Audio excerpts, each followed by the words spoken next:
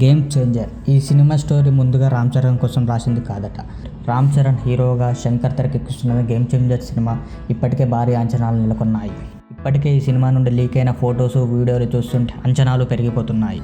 ఈ సినిమాని భారీ బడ్జెట్తో దిల్ రాజు 50వ సినిమాగా పాన్ ఇండియా లెవెల్లో ఈ సినిమా రిలీజ్ చేస్తున్నారు. ఇక ఇటీవల చెర్రీ బర్త్డే సందర్భంగా విడుదల చేసిన ఫస్ట్ లుక్ పోస్టర్ ఆకట్టుకుంటుంది.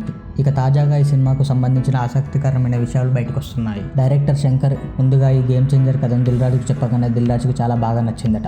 కాకపోతే ఈ సినిమాలో మొదటి హీరో రామ్ చరణ్ కాదు. శంకర్ ఈ సినిమాని పవన్ కళ్యాణ్తో తీయాలనుకున్నాడట. అయితే దిల్ రాజు ఈ సినిమా పవన్ కళ్యాణ్ కంటే రామ్ చరణ్తో బాగుంటుంది అని చెప్పి శంకర్కి చెప్పడంతో శంకర్ కూడా ఆలోచించి ఇది రామ్ చరణ్తో తీయడం జరిగిందంట. కానీ ఈ సినిమా పవన్ కళ్యాణ్ చేస్తుంటే వేరే రేంజ్లో ఉండేది.